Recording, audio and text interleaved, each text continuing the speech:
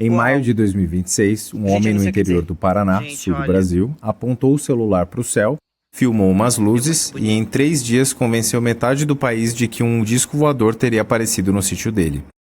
A parte mais perturbadora dessa história não é o OVNI que não era OVNI. É o que aconteceu depois que descobriram a verdade. Deixa eu te situar rapidinho e com os fatos. Campo Largo, 31 de maio de 2026. Mike Leon, técnico de enfermagem, dono de um sítio cheio de bicho resgatado. Ele começa a postar uns vídeos. Primeiro, os animais agindo estranho. Depois, um som esquisito vindo do nada. E aí a melhor parte, luzes paradas, flutuando no meio do mato. À noite. Segundo ele, sem explicação. Pronto, a bomba foi plantada.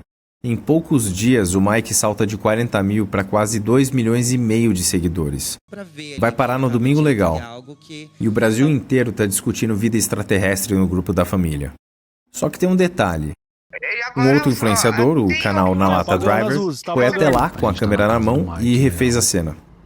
As tais luzes misteriosas vinham de uma pousada no alto de uma serra ali do lado. Ele chegou a pedir pro pessoal apagar as luzes para provar. E apagaram. O som sobrenatural foi desmentido por um monte de gente gravando bambuzais no vento. Dava exatamente no mesmo. E a Força Aérea Brasileira, que provavelmente saberia se um disco voador cruzasse o espaço aéreo do país, não detectou absolutamente nada. Ou seja, caso encerrado. Era pousada, era bambu, fim. Só que não foi o fim. E é exatamente aqui que essa história para de ser sobre um cara no Paraná e começa a ser sobre você. Sobre mim. Sobre porque uma espécie que tem todo o conhecimento do mundo no bolso ainda prefere a luzinha da pousada à verdade mais sem graça do mundo. Então deixa eu responder a pergunta. Por quê? A resposta incômoda é essa. O seu cérebro não foi feito para buscar a verdade. Ele foi feito para detectar padrões. Histórias. Imagina um homem das cavernas no meio do mato. Ele ouve um barulho. 2 opções. Ou é vento, ou é uma onça. Quem achou que era só o vento e errou, foi com Deus. Quem chutou é onça e errou, no máximo pagou de doido. Então adivinha de quem a gente é descendente? Dos paranoicos, dos que enxergavam um sujeito escondido atrás de cada barulho. Por isso, quando o Mike junta bicho agitado, mais som estranho, mais luz no escuro, o seu cérebro não vê 3 coincidências. Ele vê um enredo. 3 pontos soltos e a sua cabeça liga os 3 numa linha só, no automático, sem você perceber. E tem mais, o seu cérebro não quer só um padrão. Ele quer que o padrão signifique alguma coisa. Era a luz de uma pousada. É verdade, mas é uma verdade vazia. Não tem herói, não tem mistério, não tem você no meio dela. Agora, um disco voador apareceu justo para um cara humilde do interior do Paraná. Isso é uma história. Tem personagem, tem espanto, tem aquela sensação de que o universo pela primeira vez reparou na gente. E é aqui que está o ponto. Entre uma verdade sem graça e uma mentira com significado, o cérebro humano escolhe o significado. Não porque é burro, mas porque existe uma coisa que a mente humana não suporta de jeito nenhum. A ideia de que as coisas simplesmente acontecem, aleatórias, sem ninguém no comando, sem motivo nenhum. Um universo que não tá nem aí pra você é insuportável. Um disco voador, por mais assustador que seja, pelo menos prova que você não tá sozinho. Então a pergunta nunca foi, como é que as pessoas são tão burras? A pergunta certa é, quem é que escapa disso? E a resposta é, ninguém. Se você tivesse aprendido tudo que sabe sobre a Terra assistindo a vídeo na internet, você teria doado também. Mas acreditar numa história boa é a parte fácil, todo mundo faz isso. O que devia te dar arrepio mesmo é o que as pessoas fazem quando você prova que a história era mentira. Lembra que o caso tinha sido encerrado? Era pousada, era bambu, a aeronáutica não viu nada. Pois é, era pra história morrer ali. O lógico seria todo mundo falar, fui tapeado! E seguir a vida. Foi o contrário, pra uma parte. E é aí que fica interessante.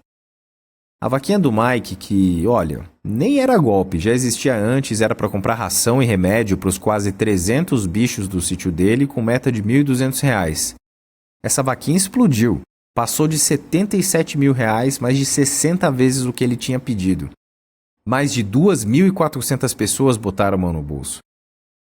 Mas presta atenção num detalhe que muda tudo. Quase todo esse dinheiro entrou na onda, antes e durante o auge. Depois que o desmentido caiu de vez, só mais 13 pessoas doaram. 13. Ou seja, para a esmagadora maioria, a prova funcionou. Viram que era luz de pousada e foram embora. E essa é a parte que ninguém te conta sobre esse tipo de história. Na maioria das vezes, a verdade vence, o desmentido pega, as pessoas largam e seguem a vida. Mas sempre sobra um núcleo que não larga. Um grupo que, mesmo com tudo provado, continua lá, defendendo com unhas e dentes, jurando que é perseguição. Esses não foram embora.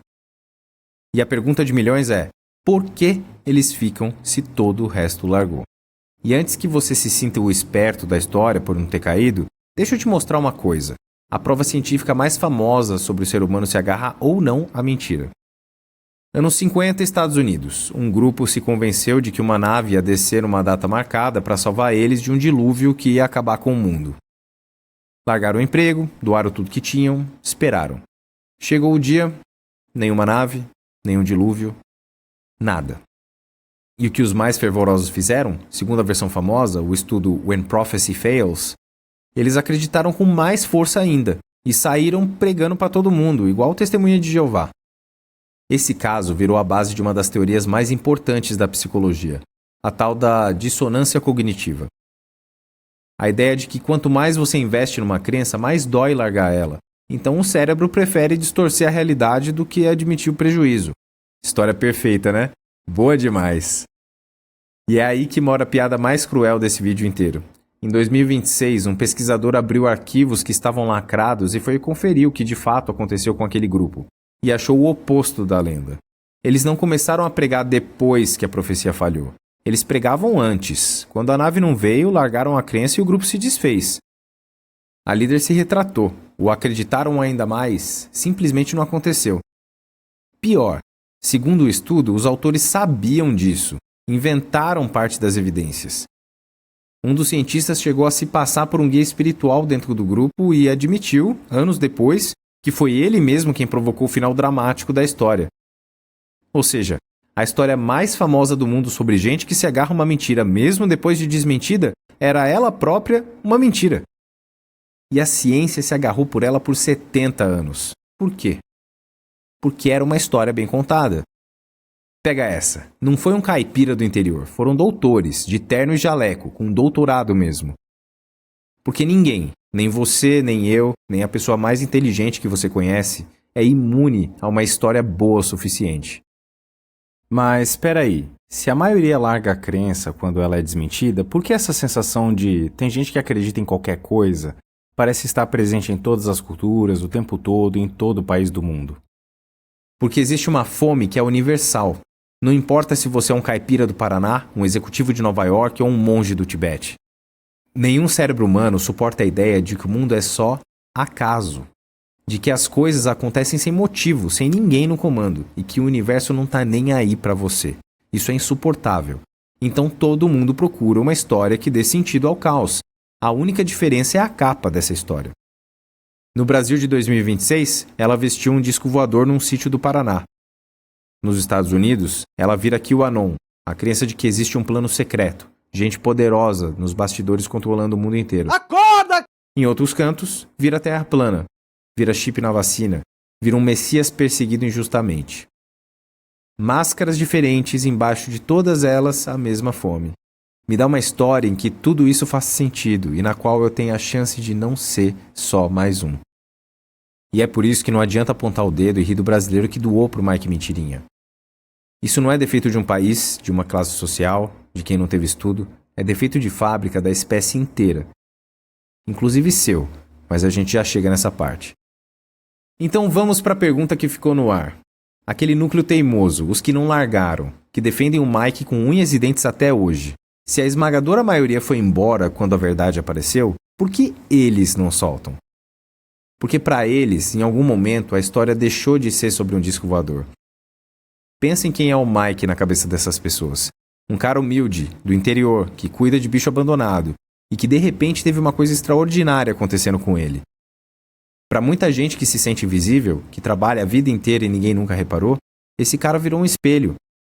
Se aconteceu com ele, pode acontecer comigo. Se o universo reparou nele, talvez um dia repare em mim. E aí rola uma coisa que a psicologia dá até nome, fusão de identidade. A pessoa para de torcer pelo Mike e passa a se fundir com ele. A história dele vira a história dela, a vitória dele, a vitória dela. E presta atenção nessa parte. Um ataque a ele vira um ataque a ela. Esse mesmo fenômeno você vê nos realities, tipo o BBB. Cada vencedor é um espelho dos desejos de quem acreditou nele. Por isso a torcida não é torcida, é guerra. É por isso que a prova de que era mentira não desarmou essa galera. Fez o contrário.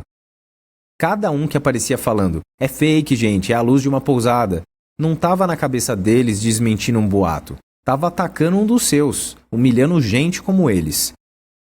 E quando um grupo se sente atacado, ele não se dissolve, ele se fecha, ele se une mais ainda. E quanto mais você empurra, mais apertado fica o nó. Por isso o núcleo não recuou, migrou. A briga saiu da vaquinha e foi para a caixa de comentários, onde eles defendem ele até hoje, com raiva, contra qualquer um que ouse dizer que era mentira. E aquele, estão atacando ele só por inveja. Não é desculpa esfarrapada, é a última peça do quebra-cabeça. A gente é especial, os outros não suportam isso. Uma fala que, aliás, o próprio Mike repetiu de várias formas, o que só joga gasolina no fanatismo de quem defende ele nos comentários. Agora segura essa que é a parte mais triste de todas. No fundo, a empatia nunca nem foi pelo Mike, era por eles mesmos. Por aquela versão deles que, por uma semana, finalmente importou, que finalmente foi vista. Admitir que ele mentiu não é admitir que caíram num golpe, é matar essa versão de si mesmos. Ninguém faz isso de boa vontade. Então não, eles não são burros, eles estão se defendendo. Só que a coisa que eles estão defendendo com tanta raiva é a esperança de serem vistos. E é exatamente aí que essa história para de ser sobre eles e vira sobre você.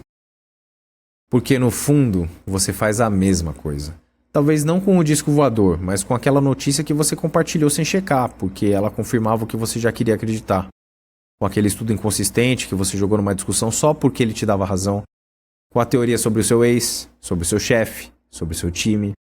Qualquer história que transforme o caos da vida em alguma coisa que faça sentido, com você no papel certo. Porque a verdade é dura. O universo não tá nem aí pra você.